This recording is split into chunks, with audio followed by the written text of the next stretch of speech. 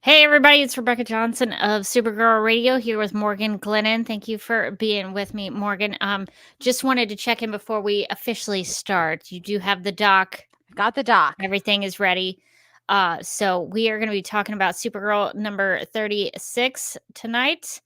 And so that should be, I have a lot of questions. Most of my notes were just questions that wanted, the discussion points that I wanted. Many questions. Many questions. Bring up. And we may do a little boardroom or ballroom, which I think this issue warrants big time. I agree.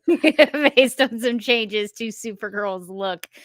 So we are going to be talking about Supergirl number 36, but also some news items. A pretty big one, actually. So we will discuss that pertaining to the Woman of Tomorrow feature-length live-action film. So we are going to officially get started, and then we're going to be talking about some Supergirl comics.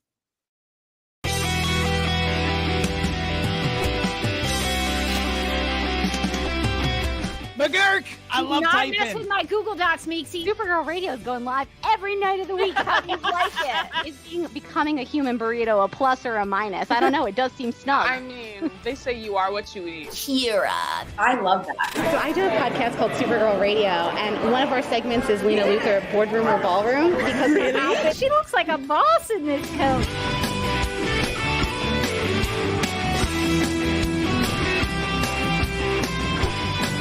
Nasty Luther like a different Luther? It's not just Lena being mean? No. Helen Slater here. So fun to know that you're hosting a podcast called Supergirl Radio.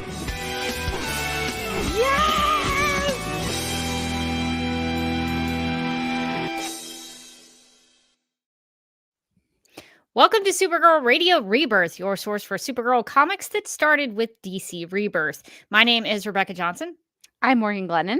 And for this episode of the podcast, we are going to discuss and review Supergirl number 36, which is a story titled Who's Laughing Now? And was written by Mark Andreyko, pencils by Eduardo Pansica, inks by Julio Ferreira, letters by Tom Napolitano, colors by Chris Sotomayor, cover art by Dan Mora. Jessica Chin was the editor, and Brian Cunningham was the group editor. I hope I have all of those credits correct.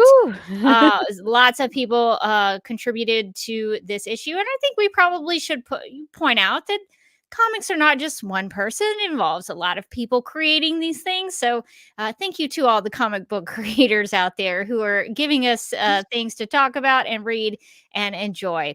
But before we get into that discussion of Supergirl number 36, we actually need to get to the news.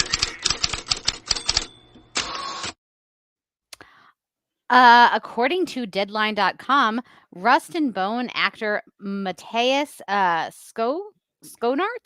I think it's Skonarts. I heard somebody say Skonarts in an interview that he did, and he did not seem to object to that pronunciation. Nice. Okay, I got it. Matthias Skonarts has landed the villain role in DC, in Warner Brothers DC's Supergirl.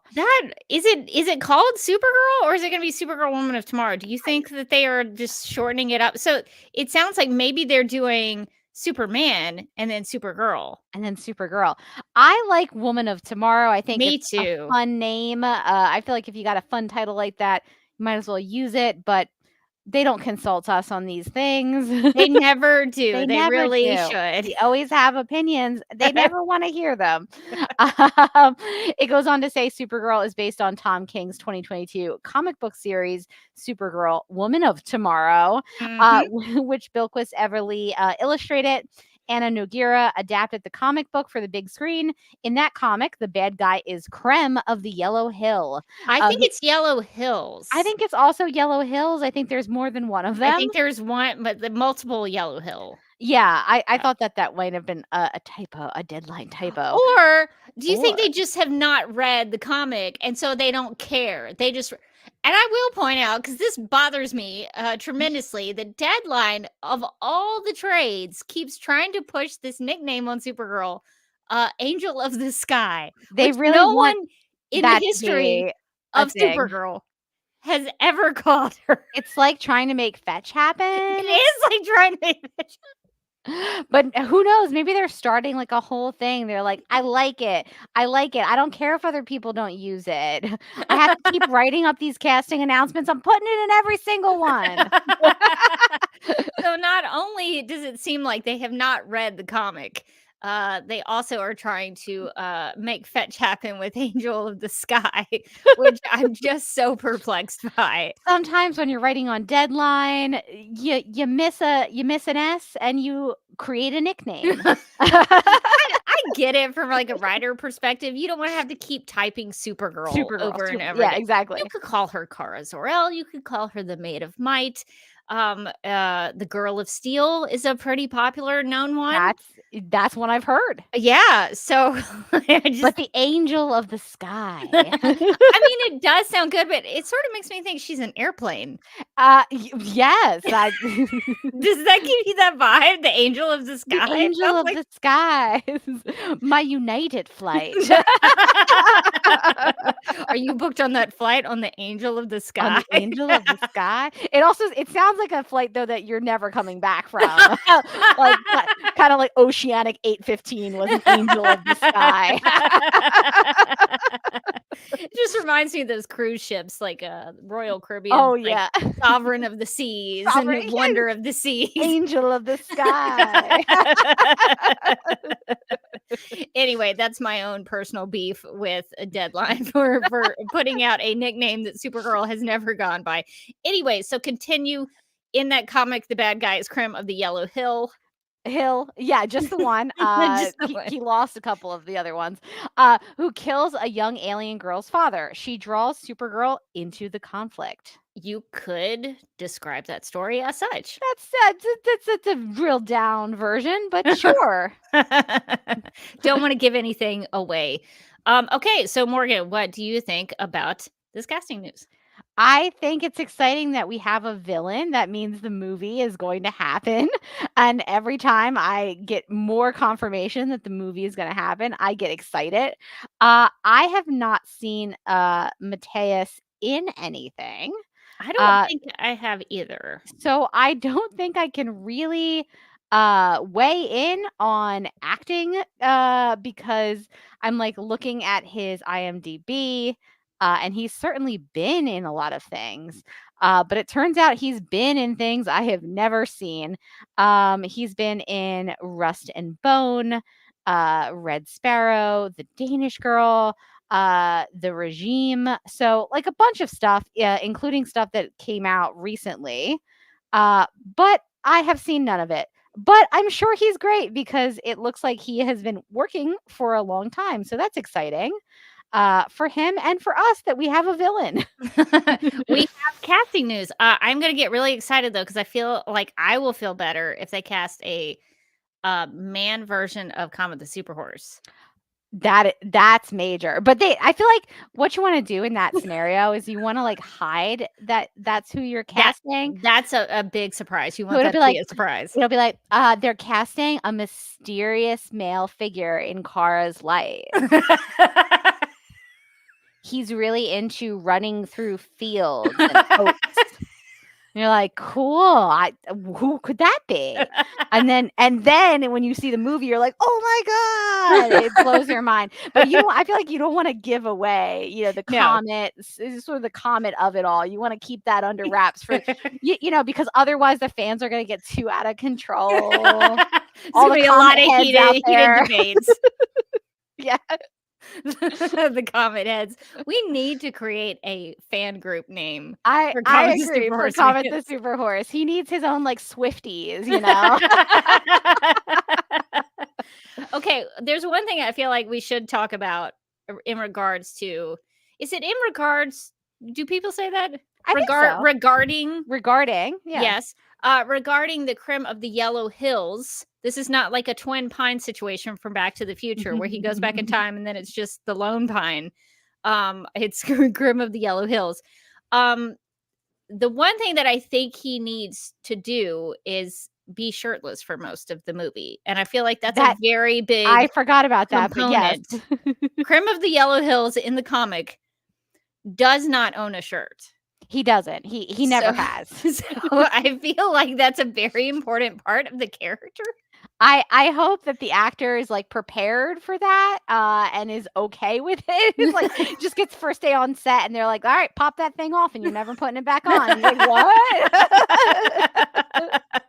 They didn't tell me about what was going on in the Seven Hills. I suppose that they could put clothes on him for the live action version if they wanted to. That would be if it was necessary. I don't know that it takes away from his character, but when I think of Krim of the Yellow Hills, I think of this guy like running from Supergirl in space. Well,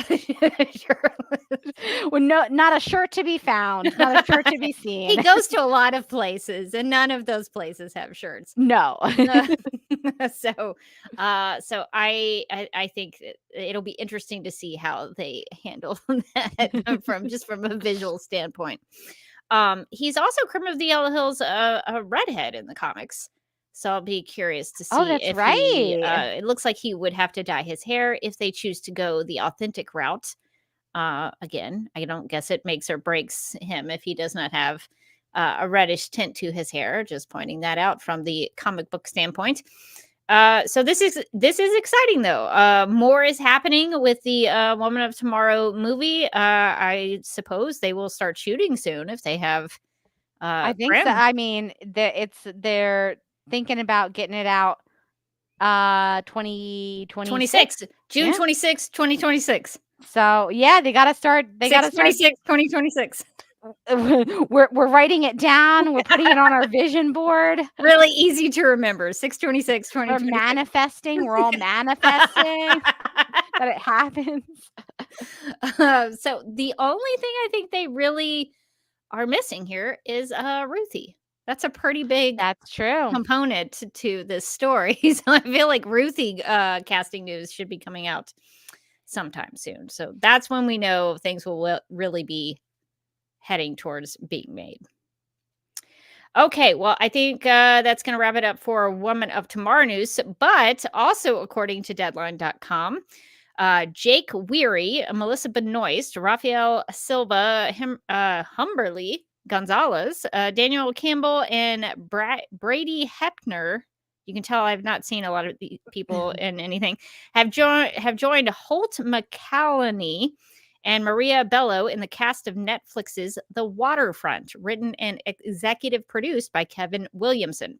Inspired by true events, the 8-episode series dives into the flawed Buckley family led by McCallany's Harlan Buckley and Bellows May Buckley as their attempts to regain control of their crumbling North Carolina fishing empire drive them to increasingly dangerous means to keep themselves afloat. Pun. I like it. Haha, fish. That almost makes up for Angel of the Sky, but not really. Melissa Benoist will play Bree Buckley, the intelligent and hot-tempered Buckley who formerly oversaw the fisheries finances and, like her father, has allowed alcohol to ruin her bright future. After losing custody of her son, Bree struggles to maintain a relationship with him while maintaining her sobriety. So what do you think about this, Morgan? Are you excited another Melissa Benoist project is coming to life? I'm always excited when Melissa Benoist drops a new project. This one, Kevin Williamson sounds familiar, and I believe, was he the writer behind Dawson's Creek? Oh, The Scream movie. He was the writer behind the Scream movies. Not Dawson's Creek. I don't know who I was thinking of. But he's also done like some. Oh wait, actually, it says shows: The Vampire Diaries, Dawson's Creek. So okay, so I wasn't wrong. So he's done some very high-profile projects, including my favorite, I think, is Scream, which are really, really fun movies. So I feel like, based off of the Kevin Williamson of it all, I'm very excited to see where they go with this and to see what Melissa gets to do. I like the idea of Melissa playing a character who's seems very far away from what we know her as on Supergirl. She's like, this character is more jaded, it sounds like, and has kind of a harder life and maybe has made some choices. So I think that'll be interesting to see her as a more kind of grounded, maybe even a darker character. I now that I have looked at Kevin Williamson's filmography, it's very horror based. Yeah. Even back to I Know What You Did Last Summer. Yeah, I mean, The Faculty, a classic. So, I hope that he injects some horror into this fishing empire TV show because that could make it really interesting. What if, like in I Know What You Did Last Summer, it's a guy who's trying to hunt everybody down with like a hook for a hand? I think that works with a fishing empire. Yes, I want it to be like Succession, but like for fish. And they're just like, get the salmon out of here, Greg. And then Greg from Succession just comes in for some reason. And then like, episode at the end of episode 1, somebody gets killed. Yes. And then we're like, uh-oh, who done it? I think there's a lot of different ways we can take this fish show, and I'm excited. But I think we have to end up with like a somebody needs to get murdered at some point. I mean, that seems obvious. What's it called? The Waterfront? Yeah, that's a horror movie. That's a horror movie show. That sounds like the name of a horror show. Well, it's also interesting because it says inspired by true events, but like, what true events? And now I'm going through like my mental Rolodex, like beautiful minding it, all the true crimes I know, to be like, is it that one? Maybe, let me maybe. let's see. I'm gonna be like, true crime, fish empire? Question mark. I guess we could look up the Buckley family, although I suppose that's a fictional name. I don't know. True story. Yeah, like what is the based on a true story? What true story? Yeah, what happened? Inspired by what real events? Exactly. I'm not seeing a lot of detail about that. It keeps saying a lot of different Deadline articles and Variety articles say inspired by true events, but they're not. They're very cagey about what those true events are. They forgot to put that in the press release. They didn't add. They didn't want to spoil anything. It must be really spoilery. It must be. It must be. I guess if you said like what the true events were, people would be like, oh, you know. You want to hit them once they've got in there. Once you catch them with the fish, you got. I wish I had a Badoon chicken. Yeah, I could be into this because I also liked Scream.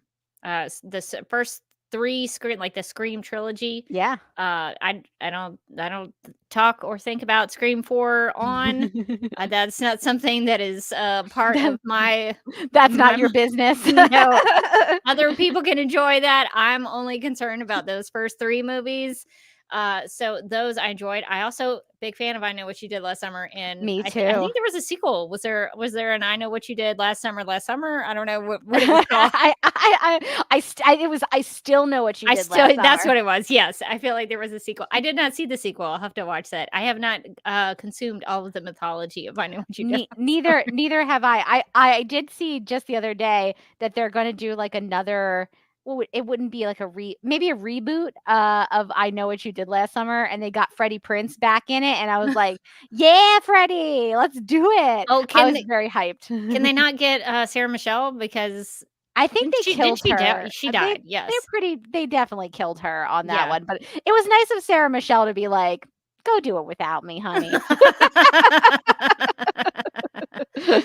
Yeah, good times with that movie. I enjoyed it. So I think we might have to check this out. Maybe a pilot pod is in store for this one. We'll have to check it out. Netflix, The Waterfront does not give a date, I don't think, but an 8-episode series based on a true event that we have no idea. What we have not figured out what the true event is, but we maybe will at some point. I guess we'll have to look it up when it airs. Okay, so anything else before we move on to Supergirl number 36? I don't think so. I think that's all the news that I'd seen recently. I was excited about Melissa being in something again, so I was like, yay. So we'll have to check it out. We'll keep an eye out for whenever Netflix decides to drop that. I'm sure they'll drop it in chunks of 4. Yeah, as they do now. So they'll probably half of the season, and then they're gonna leave you off on a big cliffhanger. You're like, 6 oh my months god, will go by.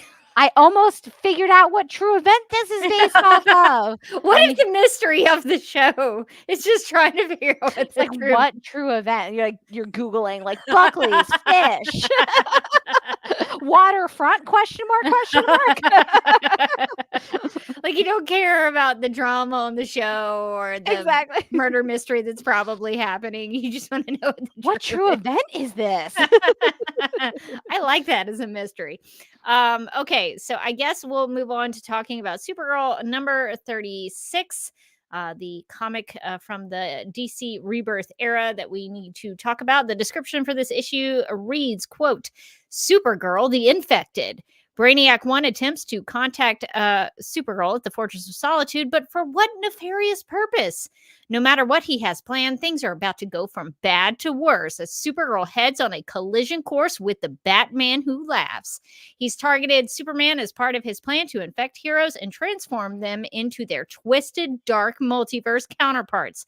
But Supergirl gets caught in the crossfire, and the year of the villain stakes get even higher. That sounds pretty dramatic and villainous, and things are a little crazy in this issue. So Morgan, I did not have time. I'm just going to confess right out the gate.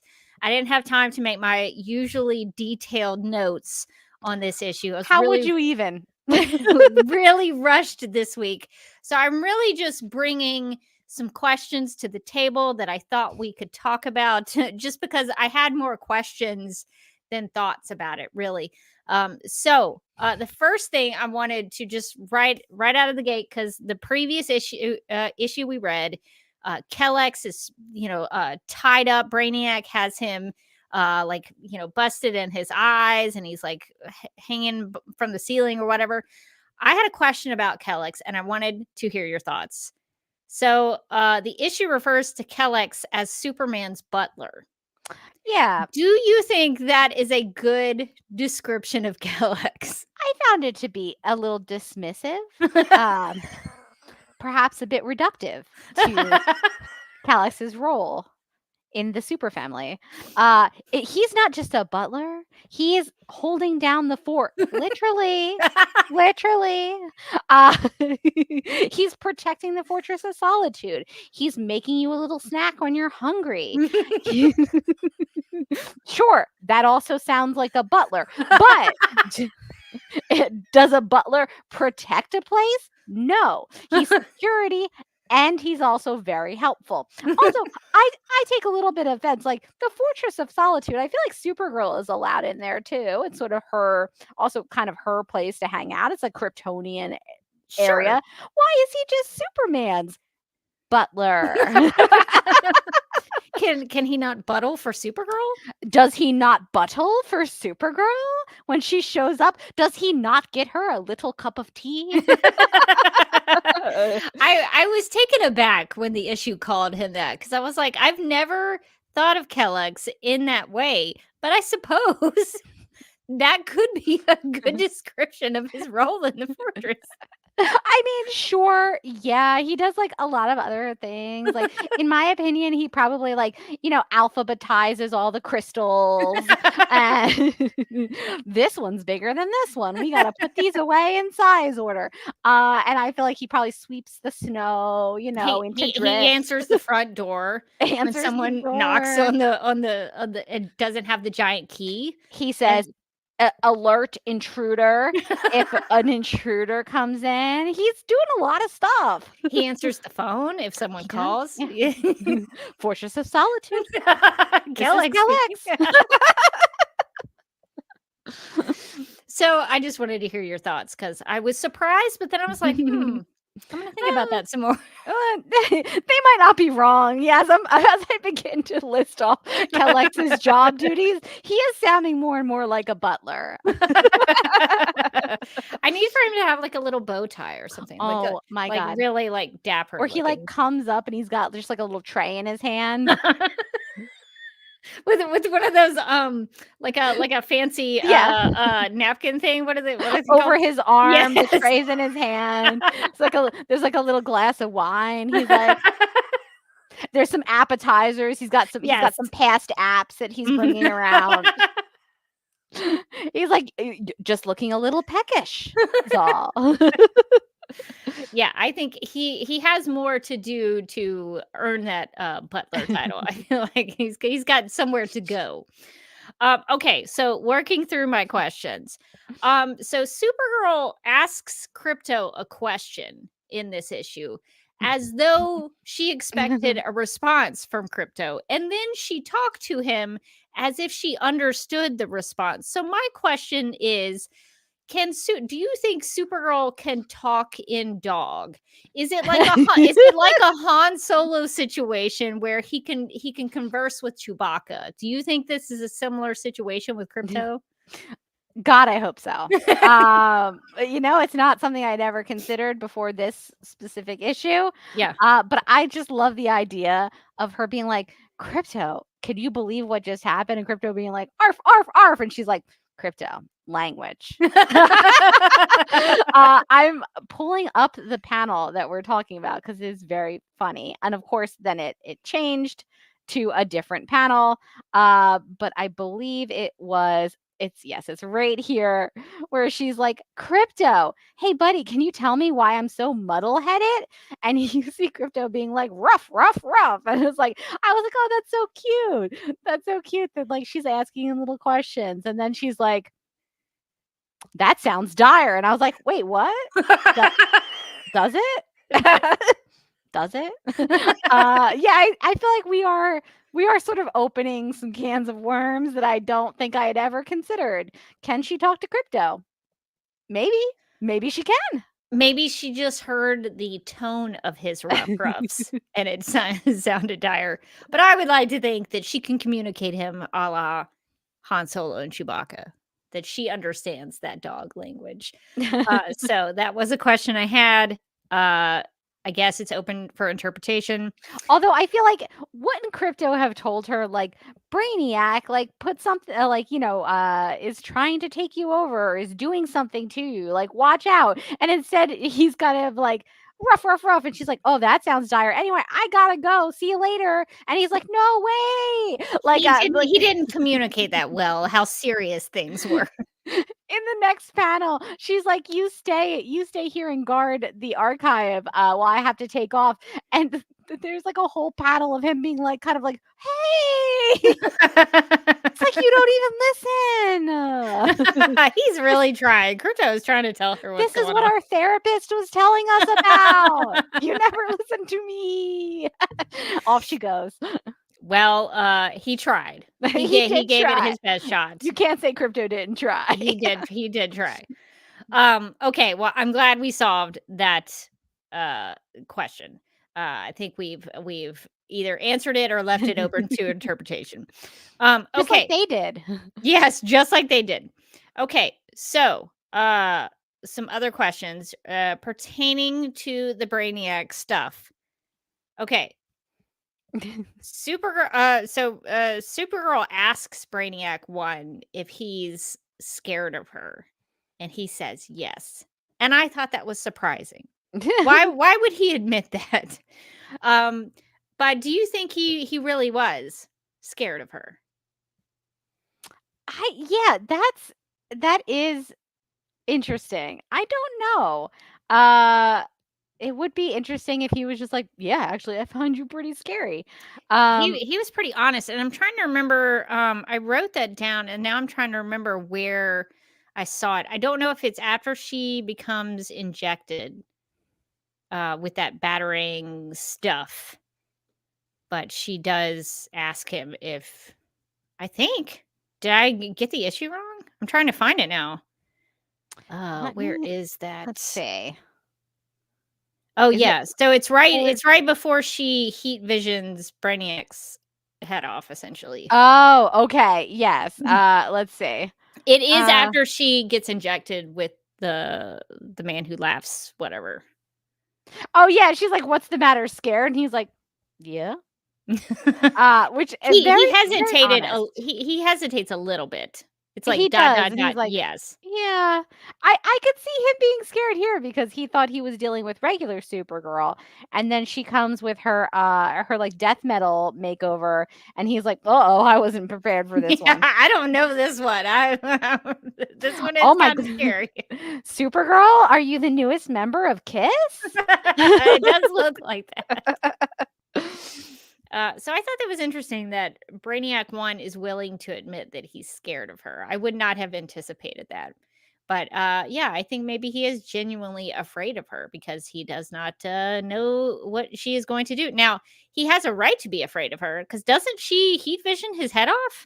She is that does. How you read that? Okay. Yeah, that's how I read it. Like she kind of like crushes his head and then she heat visions it. And then he seems to have no head remaining. Now, yeah, just straight off. Yeah, he's like a little robot guy. So I don't know that necessarily means that he's down and out because I've read a lot of comics. So, but it doesn't look good for him. That's for sure. This is like not his best day. Yes. I don't know if he's 100% dead. He could be. I mean, that does look pretty deadly. But if he's not 100% dead, he's had better days. I wonder if he decided to do something about like transferring his technology to something else when he admits that he's scared of her. I don't know. Maybe I'm giving him too much credit for being smart in that situation. maybe he just didn't know what to do, and she heat fissioned his head off. Maybe he just panicked. He's like, "Uh-oh." So I don't know, but I assume that he will still be around. I mean, Brainiac is very hard to kill in that way because he is mostly technology. So I anticipate that we will see him again. And speaking of Brainiac, or Brainiac 1 to be specific, he takes Supergirl over, and correct me if I'm wrong about this part of the issue. This is towards kind of the beginning. He is injecting her with nanobots. He like takes over control of Supergirl. And while she is kind of under his control, he injects her with nanobots to do what exactly? I gotta be honest. I was lost in the woods on this one as well. I think he's trying to like take her over so that she is his new body. Like she's gonna be like That's the new kind host. of, yeah, that's kind of what I got out of it. I wasn't 100% sure though. That was just like me guessing. It was I thought it was a little fuzzy. I was a little fuzzy on what was supposed to be happening or like what he was trying to accomplish with Supergirl, but my best guess is that he's trying to take over her body. So because he's in the previous issue was trying to like create his own new body, and it didn't go so well. It became a sort of a monster, and so I guess he was like, Yeah, what if? Pretty gross. What if I upgraded to a Kryptonian, like a super powered Kryptonian? So he was trying to get his little nanobots to like go to work in Supergirl. Unbeknownst to him, that greater evil took him out first. His like nanobots totally fell apart. I like when she's getting taken over by like this evil whatever this is, and she's like puking out. I don't know. It's she's like puking exorcist style. And then there's like a panel of Brainiac being like, my nanobots. He's so frustrated that they didn't work. What's going on now? I thought that was very funny. He does talk about how he needs time to complete his metamorphosis. So he is changing in some way, or that is his plan. So it does. That's kind of what I got out of it, but I didn't know if that was what I was supposed to get out of it. Is that he may be using Supergirl to, I don't know, be his physical representation, which is such a kind of a strange thing to think about, that Brainiac 1 is trying to take over her body so that he can do whatever he wants to in as Supergirl, I guess. So those were kind of my big questions about the issue. Morgan, did you have any questions about the issue or anything you wanted to discuss? I had so many questions about this issue. I guess okay, so we start out with the Brainiac and Supergirl storyline, and it's like, okay, I get that. I know where we are coming from there because we just were there. And then we dive into Supergirl breaking up a fight between Batman and Hawkbro, my favorite. Who do you think would you want to have? Who would you have wanted to see win that fight? Ooh, that's a great question. I feel like Hawkbro probably would win because he's got like a little bit of advantage of those wings. He himself is an angel of the sky. And so I feel like he has an advantage there. So Supergirl comes in. Batman appears to be normal Batman. Yeah. Supergirl takes the time to neg Batman while saving him, which I appreciate. She's like, yeah, she calls him a pain in the butt. You're a pain in the butt, Batman. Then she starts like immediately apologizing, which also felt very correct. Yeah. Sorry, I didn't mean to say that you were a pain in the butt. Just because like you're mean to me a lot doesn't mean that you're necessarily a pain in the butt. Like, oh my God, just stand behind it. But we don't get like a lot of backstory about like why Hawkbro is evil now. And then there's also, I guess, Donna Troy is also evil, and she's attacking Superman, and Blue Beetle is also evil, and Supergirl grabs what appears to just be like a batarang. I wasn't sure where the batarang was supposed to be coming from because Batman appeared to not be evil. Again, it felt like I was missing several steps in this storyline. But the Batarang ends up turning her evil. And I was like, huh? There's something about a Batman, an evil Batman, but he's like not in this issue. Right. And no one explains anything. That would make more sense if the injected Batarang came from an evil Batman. That would make sense to me, that he's like trying to find other people to inject with this, whatever it is. Yeah, but it's the evil Batman never really shows up on the page, to the best of my knowledge, unless like the Batman she saves was the evil Batman, which it didn't seem like he was. No, the font did not indicate it in the issue. Yeah, it didn't have that evil font. So he's well, everybody else was talking evilly, but he was talking normally. So I was like, so where did the evil infected Batarang come from? Why is it a Batarang? Is there an evil Batman out there? If there is, why are there two Batmen?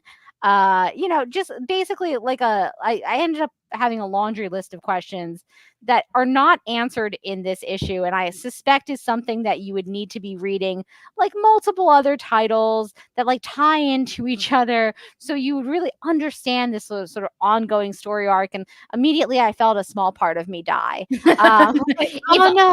If only there was a trade, a collection of issues, collection perhaps, that would put all of the issues pertaining to this storyline together. Wouldn't that be helpful? All of them at once, even. And imagine if you had bought it and you were still so confused. Yeah, it's crazy. I have the trade, as we've well established, and there is no additional issues that are like put in here that would help me understand this before this issue in the trade. Like you just go right from the last issue to this issue. So I had the exact same experience where I was like, huh? And I just feel like clearly there's something universe wide going on at this point with like a villain. The cover in the trade is even says like the year of the villain. And I was like, oh, they're doing a thing. But again, I don't have the context of what the thing is that they're actually doing. I'm just sort of like poking around the sides of it based on context clues. And I think I'm like doing okay understanding what's going on, but I certainly don't feel like I'm fully understanding what's going on, and that's not a fun experience. No, it's never a fun experience with comics. Now, some of our live chat folks do provide some context. So Mind the Gap says here the villain was Lex Luthor in the Legion of Doom, saying the universe was going to end, so it doesn't matter what you do. Which is a really negative worldview. Let's see. Mind the Gap also says what sucks is this infected storyline went through the Hawkman series. So Morgan, we might have to read the Hawkman to really fully understand this. We're just gonna become Hawk Bro Radio. It even rhymes. Radio. That is our spinoff podcast that we will be. Get ready. We're totally going to do it. It's going to be good. This infected storyline went through the Hawkman series and took up some issues. And that Hawkman series was one of the best DC series at the time. What? Twist. I gotta be honest, I would not have expected that. But you know what? Sometimes I'm too harsh on Hawkman just because he was really boring in that one season of Legends. But that doesn't mean he can't be great elsewhere. Like in that run that apparently this kind of ruined for them. This could be a good recommendation. So that is good to check out. I also see that Mind the Gap says the Batman who laughs is the villain of Dark Knight's death metal, which I gotta say, this whole sentence means almost nothing to me. It's like if you've got those fridge magnets and you just put them in a random order. What is Dark Knight's death metal? I think it was a comic book event. Oh, okay. So I think this storyline is part of that. Now, the Batman who laughs, I guess, is the Batman who is throwing the Batarang at people and infecting them with the stuff. That kind of makes sense to me. I don't know, Mind the Gap, if that's correct. But that seems right. And also, I think, somebody correct me if I'm wrong, But the Batman Who Laughs sounds like the Man Who Laughs, which is what the Joker was inspired by. Oh. I think it was a movie. I do see it's a 1928 movie. Oh, yeah, no, I can definitely see Yeah, if you look up based and you on see this, pictures of the Man Who Laughs. the Joker connection. I can actually present a quick screen share of this People who are watching the video, nightmare. I know. Yes, if you're watching the video, you can see this 1928 movie, 28 movie. This guy looks a lot like the Joker later look, like kind of the sort of cakey white makeup, the dark Big eyes, smile, big big scary smile, looking smile. like lipstick, big smile, basically. Looks kind of crazy. So I could definitely see that this could have been an inspiration for the Joker, and therefore then the whole Who Laughs thing could be kind of a callback to this movie inspiring the Joker. So that's kind of cool. So Daryl in the chat says Conrad Beat is the actor. That is correct. So thanks for reminding me about that. And also, if we want to check out this movie at any point, The Man Who Laughs is currently for free on Tubi. I think that should be a Patreon exclusive. I think we should do a review about The Man Who Laughs. I like Spooky that. season. Let's do it. He looks scary, and I bet that this. Oh wow, is it really 2 hours? That's intense. But for what, 1928? That A can't 2 be hour right. 1928 That can't movie? be. That doesn't make any sense. I must be looking at the wrong information. That seems far too long for a 1928 like it would be movie. even longer because it says while the film has no audible dialogue, it was released No. with a synchronized musical score with sound effects using both sound on disc and sound on film processes. So it might be a silent film. It's also apparently a period piece. So all of this is fascinating. The log line for the man who Victor Hugo's The Man Who Laughs is when a proud noble refuses to kiss the hand of the despotic King James in 1690, he is cruelly executed and his son is surgically disfigured. So not a lot of King James fans making this film. And it looks like it actually is about an hour and 50 minutes, which does seem long for a movie that is not a talkie. So very interesting stuff. We'll have to check this out. I'm very excited. I did not know that because some of those like really old films are hard to find. Days. So I'm glad Tubi stepped up and was like, "Hey, we've got your 1928 silent film if you want to watch it." I was just on Tubi the other day watching the Winona Earp movie, and I was like, you know what, Tubi actually has a lot of stuff on here. I was like clicking around, looking at the other stuff, and I was like, that's on Tubi. Listen, Tubi is doing it. Tubi has movies from the 20s. Tubi has Winona Earp. Tubi's got it all.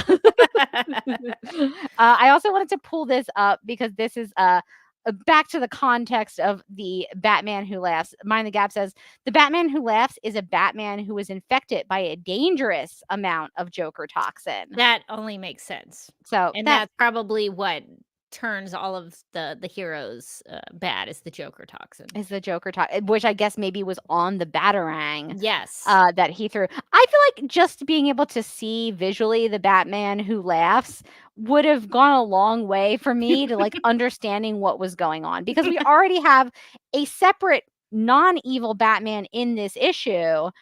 So maybe even if she just wasn't fighting Batman and I was like, oh, Batman's bad now or something. Like, I don't know. It was very confusing to me to be like, is there a separate second Batman who is bad, who is not this Batman? It's like, oh, God. I think the answer is yes to all of those questions. This is why they crisis those things back in the 80s.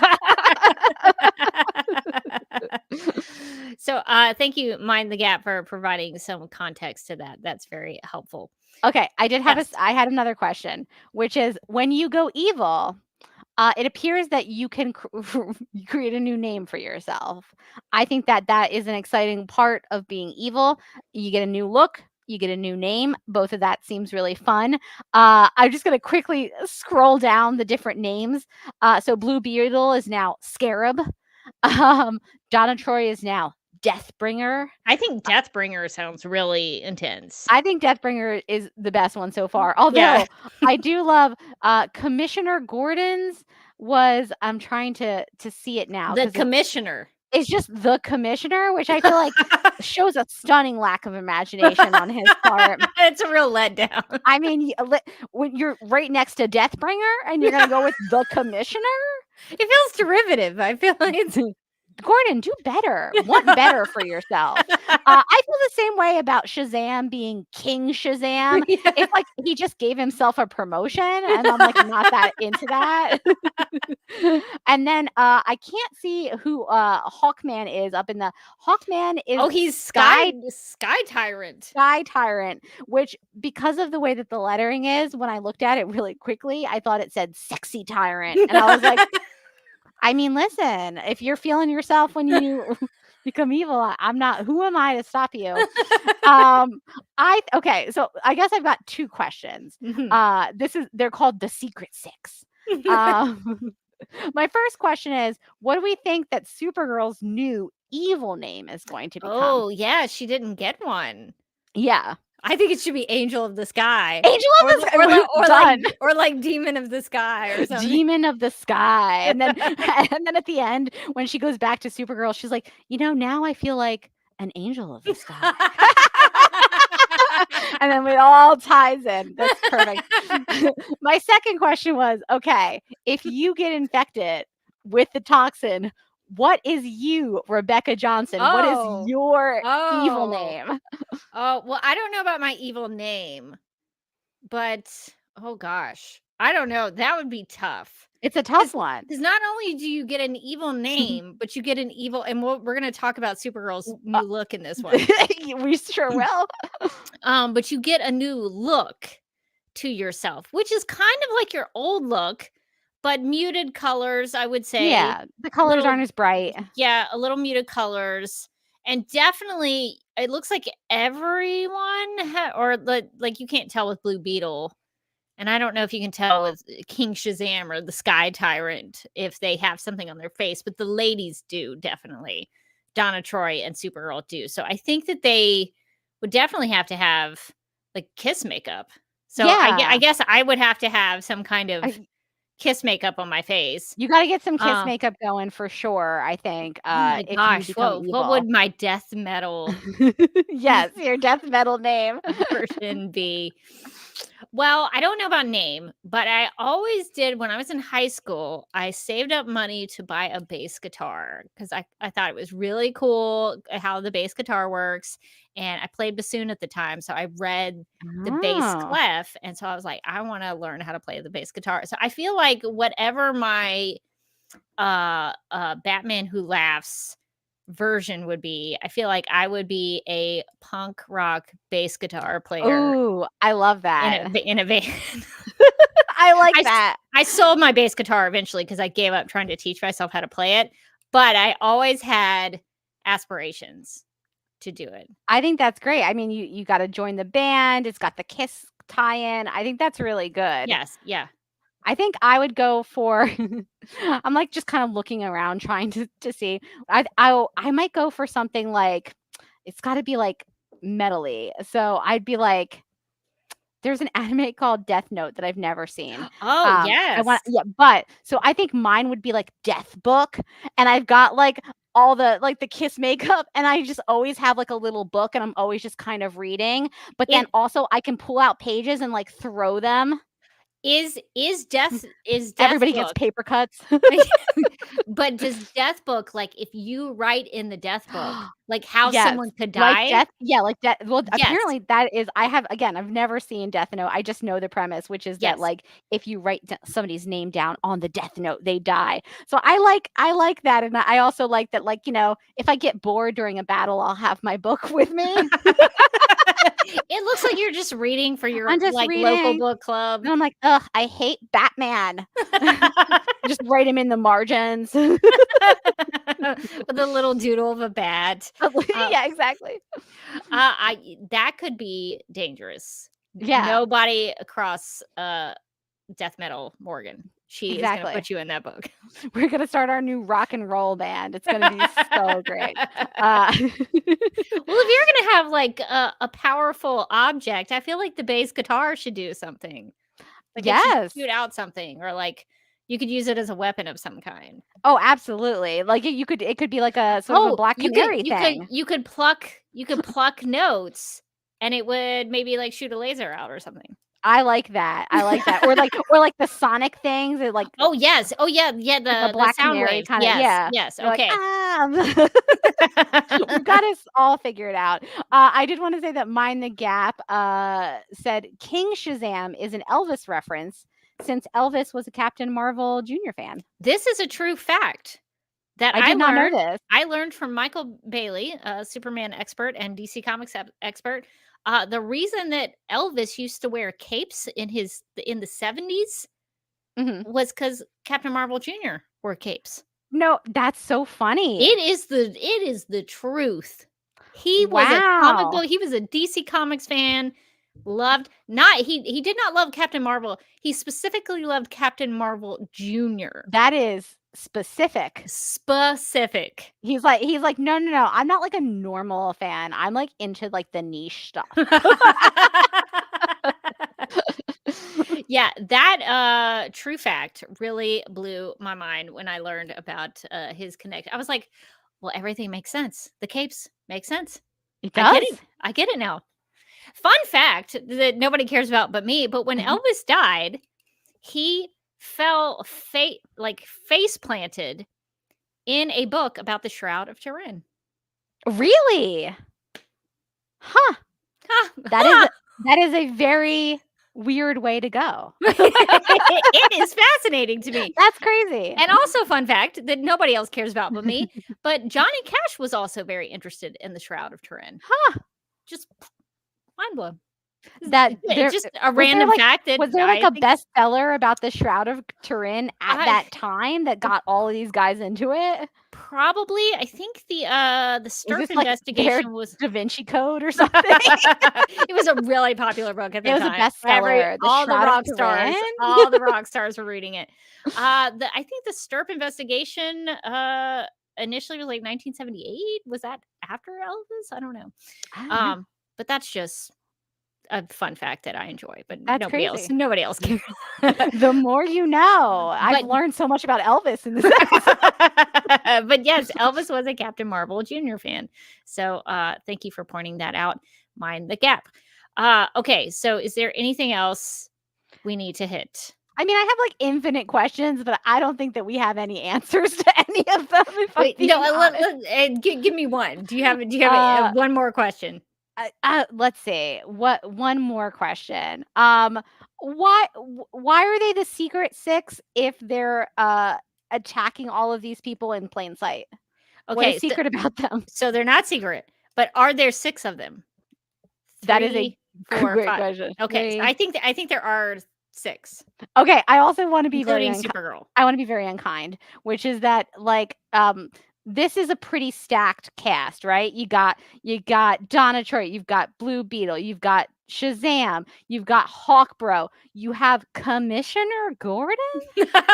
Like how bad does Commissioner Gordon feel at all of those meetings, right? Like I feel like he's giving like a lot of good suggestions about like organizational principles, and they're probably not listening, right? Yeah, he's trying to organize all of them and try to get them to be a team, and He's trying to get all them to, individualistic. he's trying to get them all to do trust falls, but they just won't do it. Like, come on, guys, how are we supposed to take these heroes Man, together? Well, the death metal version of Commissioner Gordon is that he doesn't care about the rules. He doesn't. he's a rebel. He doesn't care about your laws anymore. He's like, I'm not even going to do paperwork about this. And they're like, Gordon, why do you have that folder in your hand? He's like, nothing. It's for later. Yeah. well, I hope we get to see more of the commissioner as we go to see what his death metal experience is like. I will say, okay, my last actual question Okay. is that on the same page with the Secret Six, there is a little box at the bottom that says "See Batman/Superman number 5 for the fight that takes place here." Are you kidding me? Are you kidding me? So I'm just never gonna see the fight that takes place there. I'll just never know. Why can't the fight take place in this issue? What about now? What about here, where we all are? I love comics, but sometimes they make me so mad. Well, we'll have to do some backtracking on that issue to see what happens in that fight. Because if we had not done our backtracking on the Director Bones conversation, Oh, yeah. that was I felt like that really helped inform a lot of the Director Bones stuff in there. But I agree with you. I think if we're gonna reference a fight, we should see it in this issue. Yeah, it feels only right to me, honestly, to be like, okay, if there's a fight, we should see it. And also, who is the fight with? Is the fight with the Secret Six and Batman and Superman, or is the fight amongst the six? Like, are they Or is all it or is it in reference to the Batman Hawkman thing? I don't know. Or Batman versus the Sky Tyrant? I don't. Batman versus the Sky. The Sky, or do you mean the sexy tyrant? I don't know. I guess we'll have to read Batman Superman to find out, but I'm mad that we do. At the very least, it should be in that trade collection that you have. That okay, yes, which it's not. Because I want to be very clear about that because right before we started recording, I messaged Rebecca to be like, actually, the next thing in the trade is the Superman or the Supergirl annual. It's not even the next issue. It's like it goes from this issue to the Supergirl annual, where it does look like she's like laughing and there's like ha-has in the background. But it's also not the issue that they said we're going to find the fight in. So I guess unless we find that issue, we're just not going to know about that fight.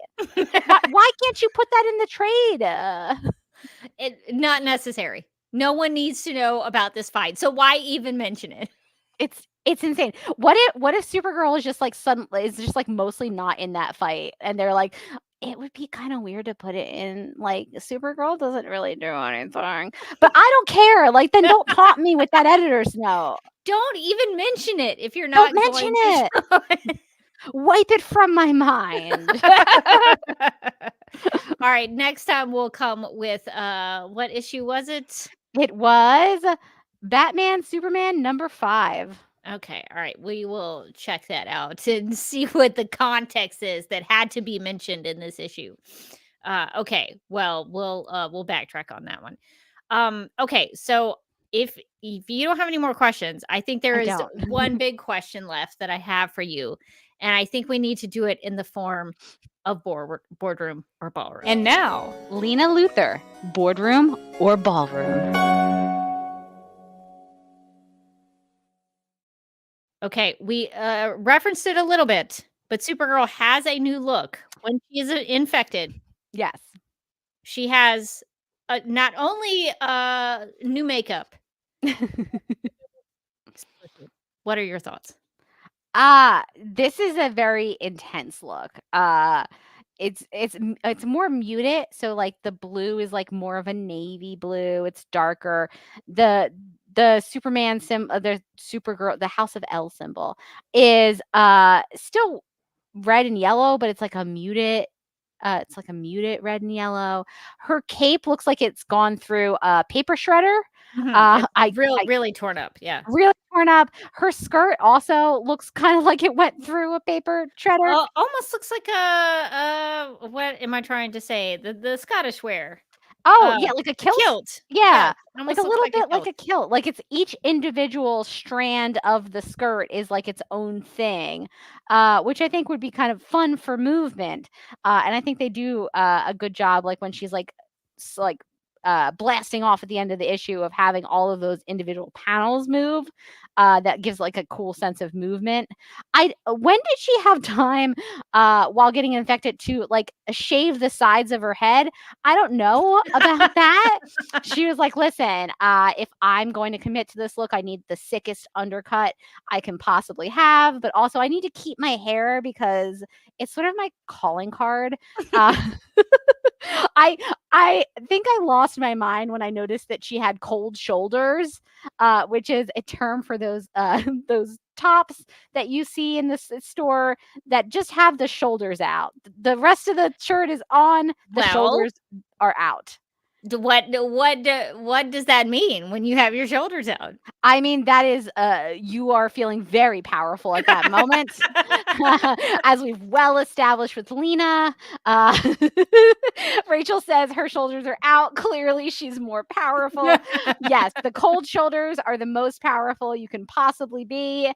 And in that moment, she's like, I got to let my shoulders breathe. I think to me, though, my favorite part of this this rock and roll look of hers, not even the makeup, not even the weird Joker smile that she's like added on with black lipstick, which is certainly a choice. It's it's the fact that the whole front panel of her her outfit is studded like she went to Hot Topic and then just went ham. she's got like little spikes coming all out of her of her outfit on the front, all around sort of the chest and down into the abdomen of the of the outfit. And I just think it looks really funny. It does look like a Supergirl, but like as sold by Hot Topic. This sort of looks like all the bracelets I had when I was 14 and went through my punk phase. I looked at this and I kind of related to it maybe a little too hard, where it's like Supergirl's like really going through something, you know, like she's really testing out her identity. She's like, what if I'm a punk? This is punk rock Supergirl. And I don't hate the look. I do find the spikes to be very funny.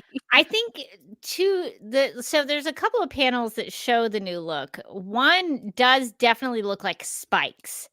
And then there's one that looks like just almost buttons. Like sometimes it doesn't show the spikiness as much. I would like it if it was just kind of like a button of some kind, or not even a button, but like I don't know what you would call that if it wasn't spiky, but it like went with the top part of it. But I think that looks better. The panel where it says the Secret Six underneath, I think it looks better in that panel than it does like spiky. Yeah, it did. They look a little bit less spiked and a little bit more like either like buttons or like grommets of some kind.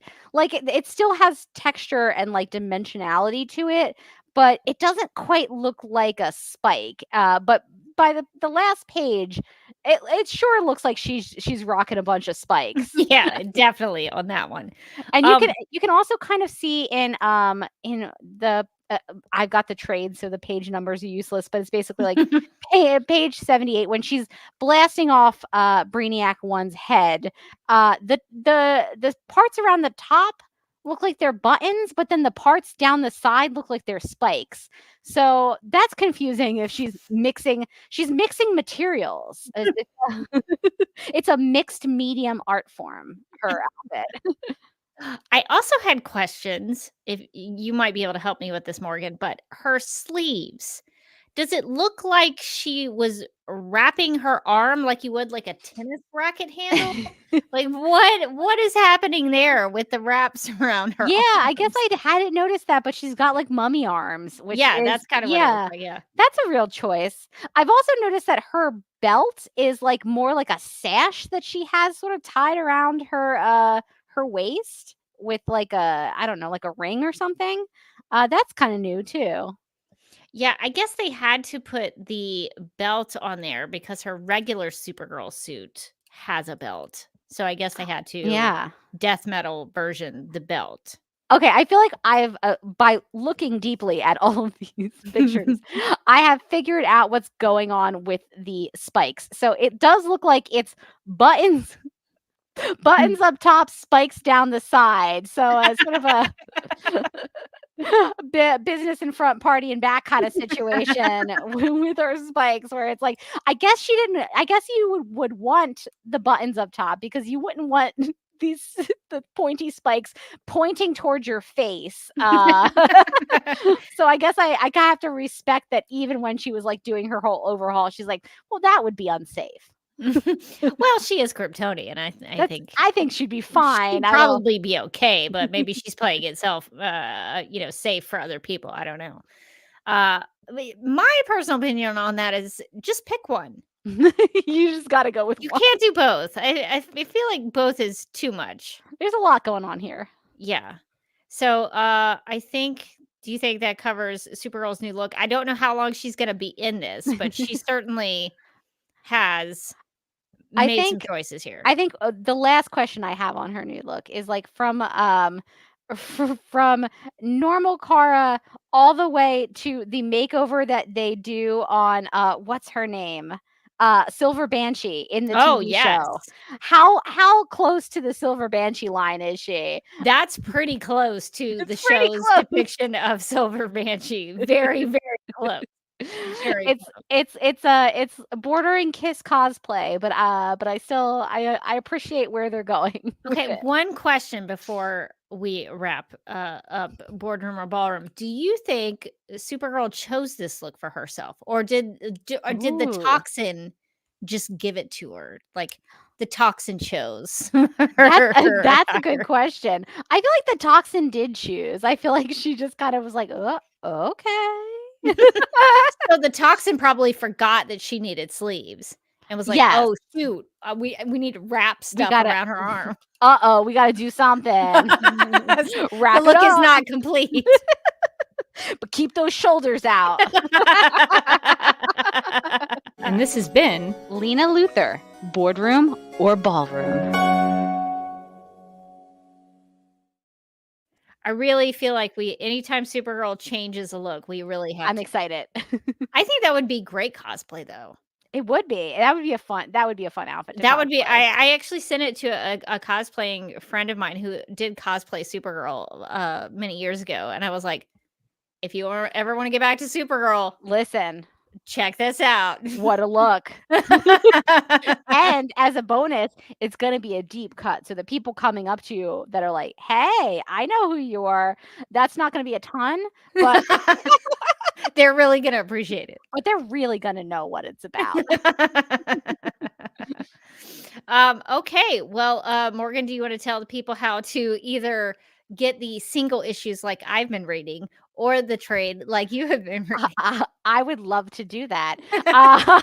If you haven't bought it yet, Supergirl number 36 is available in the DC Comics app, Comixology, Google Play, and readdcentertainment.com. You could also just buy the whole trade, which I am is called Supergirl 2016 Volume 3 Infectious, which you can get on, I'm assuming, most of those places as well as your Kindle purveyor of choice. I assume it has a physical, like a paperback version. Yeah, I would assume that as well. I was just I waited until the last minute to do this, and frankly, I wish I had gotten the paperback version because I don't find the Kindle reading app to be that great, honestly, for comics. So if you don't want the digital version, there's probably a physical paperback if you would like to check that out. Well, that is going to do it for this episode of Supergirl Radio. If you would like to contact us, you can post a comment on our website at supergirlradio.com. You can email us at supergirlradio@gmail.com. You can like us on Facebook and follow us on X and Instagram, all at Supergirl Radio. If you like what we do, we encourage you to give us a rating and write us a review on Apple Podcasts or wherever you listen to podcasts. Supergirl Radio is part of the DC TV Podcast and Multiverse of Color Network, so go check those out. You can hang out with us as we go live and wired on Tuesday nights at 9 p.m. Eastern on the DC TV Podcast YouTube channel and the Supergirl Radio Facebook page. And we also have a TeePublic store, so if you're in need of some new DC merch, we've got t-shirts, tank tops, sweatshirts, magnets, totes, bags, pins, phone cases, pillows, or stickers. And you can do that by going to supergirlradio.com and clicking on the TeePublic store link at the top of the page. And speaking of the DC TV podcast T Public store, since Batman made an appearance in Supergirl number 36, we have some Gotham City designs we'd love to suggest. We have Batman merch, we have Haley Circus merch, we have Gotham City University merch.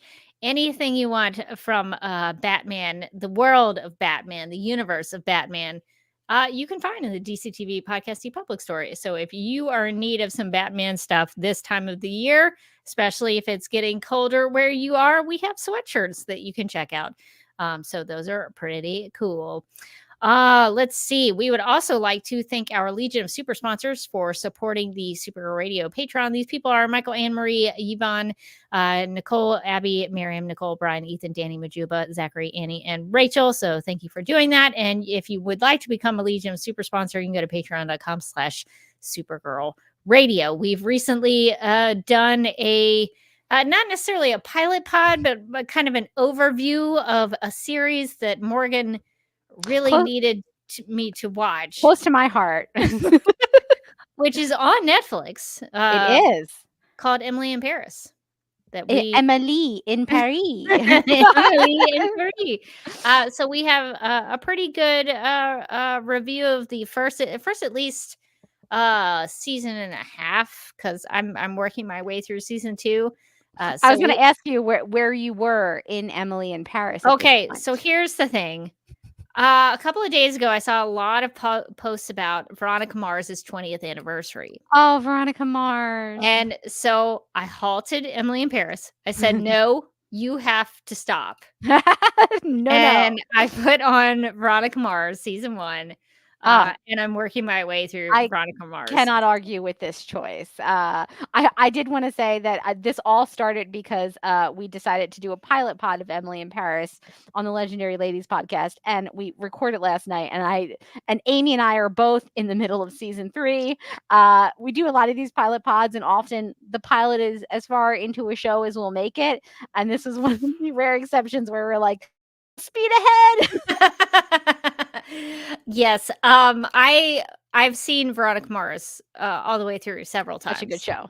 But I'm halting Emily in Paris for the moment, just because I am now in a Veronica Mars movie. You gotta respect that Veronica Mars is a much better show than Emily She is in also Paris. a much more likable character. She's a lot smarter. I have to say. And Veronica Mars is probably 17 years old at the moment that I'm watching. I'm assuming that she's probably 17 years old, much smarter than Emily. Feels right. That still feels right.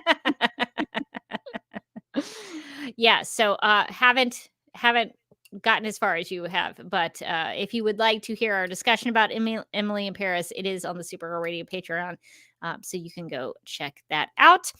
If you would like to follow me on the interwebs, you can find me on Instagram at the Derby Kid and on the social media platform Vero at Derby Kid.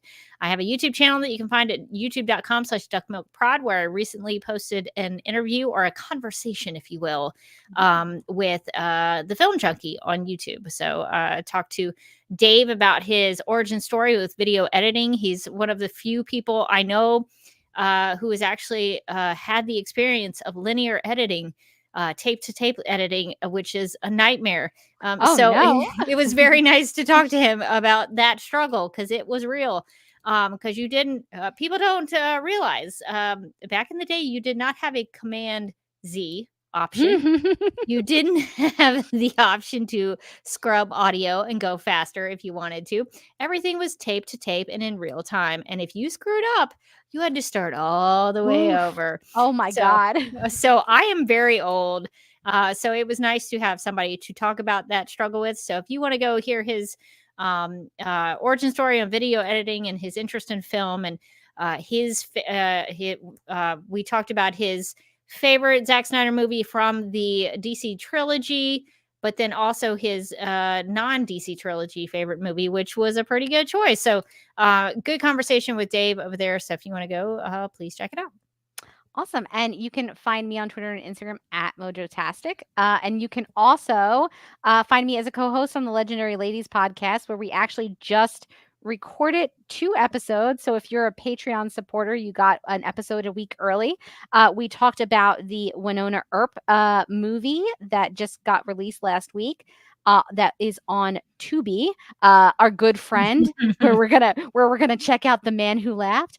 And we also talked about the first episode of Penguin, the show on HBO Max with Oz Cobb.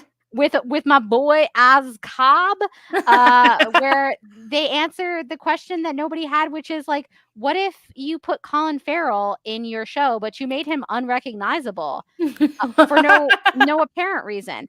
So we dove into all of the penguinness of that show, and by penguinness I mean it's a mob show. It's basically just about the mob. Do you think at some point, because I saw that on social media, because I haven't watched it, but I saw that they were calling him Oz Cobb, not Oswald Cobblepot. Do you think there is a moment like Cat Grant in season 6 of Supergirl where he's going to look at the camera and say, "Call me Oswald Cobblepot"? I think there is. I think we're going to get to the end of the season. He's going to rise through the ranks of the mob, and he's going to be like the top guy, and he's going to be like, "I'm going to take back my full name now that everybody used to make fun of me for. Call me Oswald Cobblepot." And then somebody's going to be like, and he's going to kill that person. I feel it. I feel it in my bones that is going to happen. A lot of choices and decisions were made in this. I will say Colin Farrell is fantastic in it. Yeah, I'm sure. He's doing everything. He's doing the most. I continually question why they didn't just, I don't know, hire an actor who looked like the kind of character they were going for, instead of taking an actor and just putting pounds and pounds of prosthetics on him. But why didn't he fully commit and just gain a lot of weight? Why didn't he go balding? And he's not really committing to it. He's just kind of halfway going there. Exactly. You're not destroying your body for your craft. Hey, Christian Bale would do it. That's why people stopped giving him these parts. They're like, Christian, my God. You have to stop, Christian Bale. He's like, I can't. So you'll have to let me know if he eventually goes by Oswald Cobblepot. I definitely will. I did see a comment before we hop off in the chat. Stanley asks, did you watch the Christopher Reeves movie?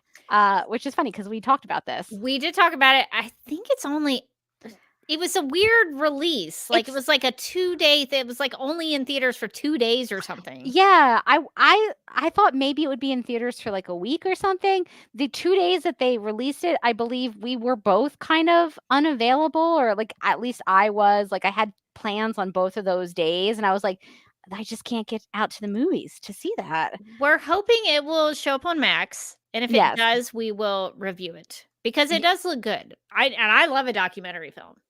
Yeah, I actually would have seen it in theaters, and happily so, except that they only released it for 2 days, and I feel like that is they're really banking on people being like, uh-oh, like running out. I was like, you got to tell me a little bit ahead of time so I can put that on the calendar. You got to give me a chance. You got to let me try. You got to give me more than 2 days.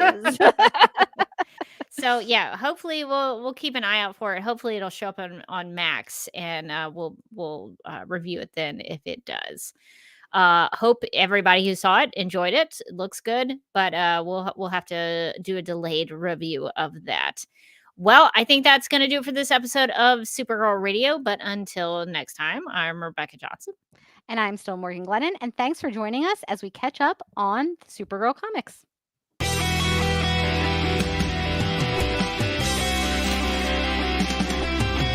McGurk! I love typing. Not mess with my Google Docs, Meeksy. Supergirl Radio is going live every night of the week. How do you like it? Is becoming a human burrito a plus or a minus? I don't know. It does seem snug. I mean, they say you are what you eat. Kira. I love that. So I do a podcast called Supergirl Radio, and one of our segments is Lena Luthor, Boardroom or Ballroom. Because she looks like a boss in this coat.